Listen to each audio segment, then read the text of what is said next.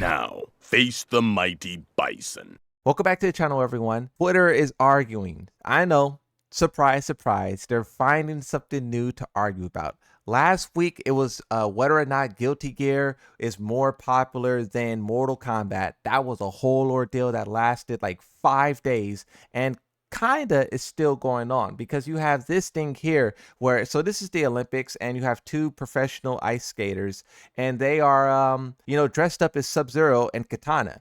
And this is huge for fighting games. But then the fighting game community, coming off of this Mount Rushmore debate, they're like, but the FGC will try to convince you MK is only popular in the US. And then Rafflemonger says, how many days ago was it where people were arguing anime fighting games had more cultural impact than Mortal Kombat? So you can see that the ongoing debate is never ending, never consuming. You even had TikTok get in on it where, being honest, the Mount Rushmore of video game characters wouldn't have a single PlayStation character on it, even if you're allowed to add a 5th or 6th. You had offshoots of the conversation going super viral. This video here has almost 1 million views. Right? So let's dive deep into the chaos once more with this tweet where it says, I never understood releasing 4 characters a year for DLC, especially as an established franchise, when they can easily do 12, 1 character a month. I know Marvel Rivals is doing that, where Marvel Rivals isn't doing that. I think they said they wanted to do it, but they're not doing it yet. They're releasing characters faster, but not a month. But then also, what's that one fighting game that's trying to do it? Fatal Fury City of the Wolves. That one, I think they're doing 1 a month. And that's phenomenal. That's fantastic.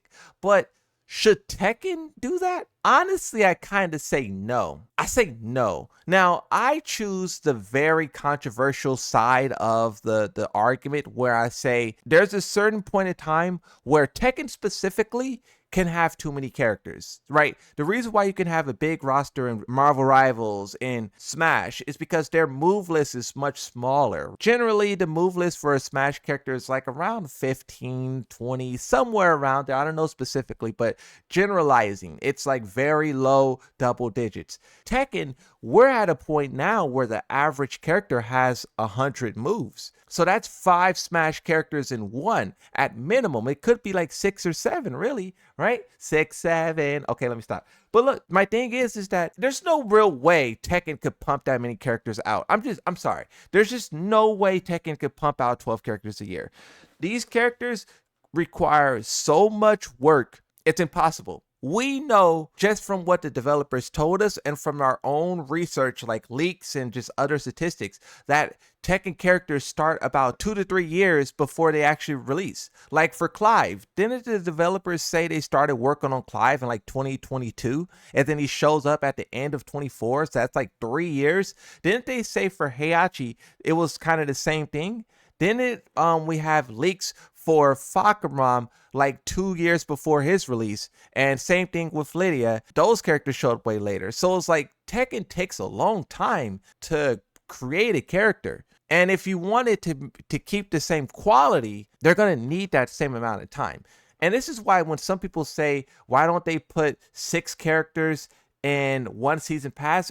I tell those people it probably wouldn't change anything, because if they put 6 characters in 1 season pass, yes, you get more bang for your buck, but they're still going to release a character every 3 to 4 months. That's what they've been doing for the whole lifespan of Tekken 8, and also going backwards into Tekken 7 a little bit. There was times where they took some gaps, and there was also times where they released characters at the same time. But also those times where they released characters at the same time, it was because they expected the game to end, so they were preparing for the game to end with season 2, but it continued. And then once it continued, they changed the way they do things to kind of resemble what it is now. But the tweet continues. It says 1 character per month needs to be standard moving forward, as that gives the chance for us to have more fan favorites returning, as well as garner more money. I understand this, right? I knew this would be the reason why this person wanted, is because, you know, it's like an opportunity for all the, like Tekken 8 is on its 2nd year. It just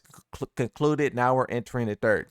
If they release 24 characters, yeah, everyone will be here. The roster would be at 62 characters, 68 characters.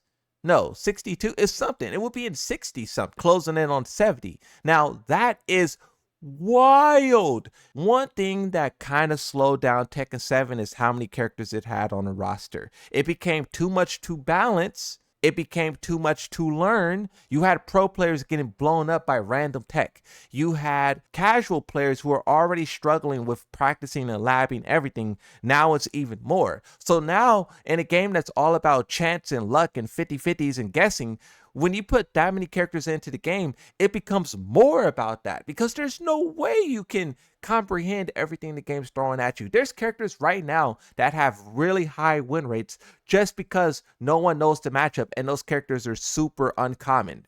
Both Bears, Alyssa, Claudio, Zafina, Raven. There's a bunch of characters like that. There's like 5 or 6 already, and the roster's only at 40. So if you put the roster at 60, yeah, people are just going to be guessing all over the place. So I get it. People want their characters back, and they're trying to find different ways for their characters to come back. I think that the developers should try and like pick up the pace a little bit, maybe give us 5 or something, maybe do something, because I think Miguel showing up so late in the Tekken 8's lifespan, and also Julia, is the things that's like sparking these kind of conversations, and it's not going to die. It's going to continue with Tekken 9, just like it's continuing with every fighting game. Wasn't in Mortal Kombat 1 like Sonya Blade wasn't there or something crazy? Like, these fighting games are starting to do some really weird things. No Balrog, no Vega. Like, what's up with that? So I completely understand where these guys are coming from when they make these kind of tweets. But there's some things are realistic, like them possibly doing 5 or 6 characters a year, versus something that's not realistic at all, which is like 12? There's no way. And then even if you talk about like, oh, you can make more money if you do it like this. You do this, you make more money. People are willing to pay for a season pass to get all 4 characters. But yes, you would be able to buy all 12, but would you even be able to enjoy all 12 playing 1 character per month?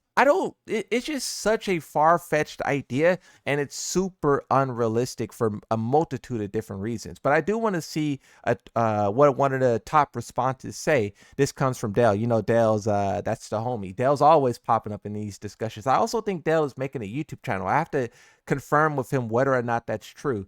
But Dale is, taking part in these conversations. Dell says, you people have no clue how game development works. And it's true, bro. I spoke to Dell many times. This is why Dell is a game developer, not a Tekken developer, but Dell worked on the Batman games, the Last of Us games, Halo games.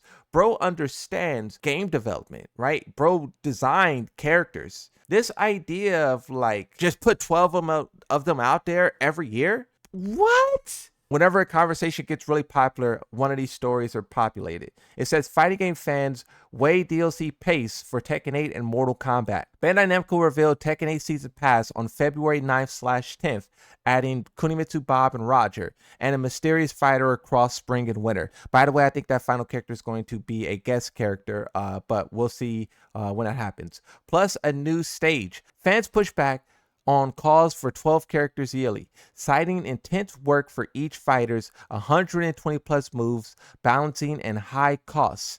Director Harada noted that stages alone run $350,000. Games like Street Fighter follow a similar 4 per year model, praised for quality over quantity, while most agree rushing risk burnout and weaker content. And I do like how this tweet also cites where Harada says a stage alone costs $350,000. That's something that a lot of people forget. The reason why it costs so much money is because you have somebody who graduated college sitting at a desk every day working on a stage. And then also you have that person using software and products that cost money as well. So you have to pay that person, you have to pay for the software, and you have to pay for a lot of other things. Testing, labbing, research. So much R&D goes into a stage, and that's why the price stacks up so high. It sounds unrealistic. Trust me, I know. But we did the maths ourselves in season 1, and it's true. and a character costs an equal amount to that. It is cheaper if you're just like bringing a character back. Let's say you add like 20 moves to Miguel, you mess around with some heat properties, you change his design. That is cheaper than building a whole new character like Marizu from scratch, but still it's a costly no matter what. So I think making one of these kind of assumptions is a very, very, very dumb take. Let's see what Inconsiderate says. Y'all got to really think about what y'all tweet. Do you think that it just takes 1 month to create these characters, especially for games like Street Fighter 6 and Tekken 8? Use your brain. This is why MK is trash, because people like you are not being patient about it. We just know it takes so much time, and it is physically impossible for them to do that. Let alone would it even be smart for them to flood the game with that many characters. It would saturate it, oversaturate it so quickly. I love this person's passion and their yearning for more, but they have to understand what's realistic and not realistic. And cut. Yeah, and cut. People get mad at me for making videos about like a single tweet, but I really enjoy it. It's fun, you know? It's really fun.